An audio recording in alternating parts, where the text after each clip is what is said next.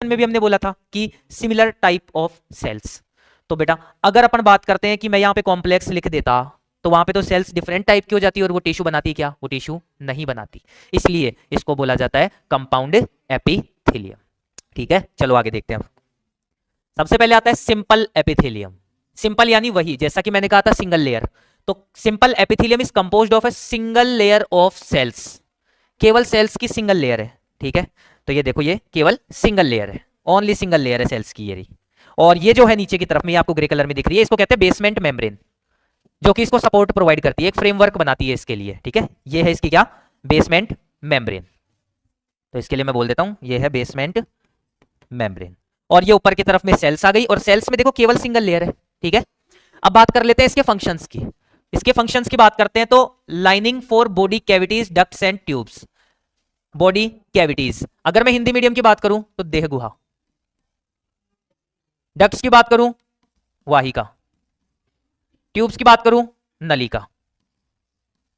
तो अपन बात करते हैं कि ये इनर लाइनिंग बनाती है सिंपल एपिथेलियम, किसकी, देखो ट्रिक के साथ बताते हैं। अब अपन बात करते हैं ये बनाती है इनर लाइनिंग देवान, यानी देवान की इनर लाइनिंग बनाती है। ठीक है, हिंदी मीडियम वालों के लिए ओनली ये ट्रिक, देवान की इनर लाइनिंग यानी देवान का आस्तर बनाती है। देवान का मतलब देह गुहा, वाहिका और नलिका, इन तीनों की इनर लाइनिंग बनाती है कौन, सिंपल एपिथेलियम। यानी अगर मैं बात करूं, जैसे कि क्वेश्चन अपने को पूछ ले कि जो ट्यूब्यूल्स होती है, ट्यूब्स होती है, उनकी इनर लाइनिंग में सेल्स की कितनी लेयर होती है, तो याद आएगा कि हाँ, ट्यूब्यूल्स की जो इनर लाइनिंग होती है वो होती है सिंपल एपिथेलियम, और सिंपल एपिथेलियम बनती है सिंगल लेयर से, तो वहां पे आंसर आ जाएगा सिंगल लेयर।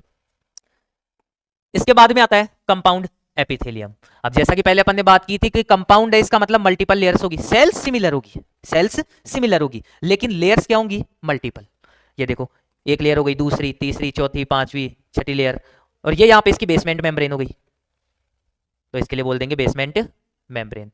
तो यहां पर आपको दिख रहा है डायग्राम से कि यहाँ पे मल्टीपल लेयर्स हैं, और मल्टीपल लेयर्स जब होती है तब वो होती है कंपाउंड एपिथेलियम। मल्टीपल लेयर्स भी किसकी, सिमिलर टाइप की सेल्स की। ठीक है, तो ये बात हो जाती है कंपाउंड एपिथेलियम। अब सोचो कि अगर मल्टीपल लेयर्स है तो क्या काम कर सकती है, मल्टीपल लेयर्स है तो वो प्रोटेक्ट करेगी। ठीक है, तो ये प्रोटेक्टिव फंक्शन करती है, किसके लिए, स्किन के लिए।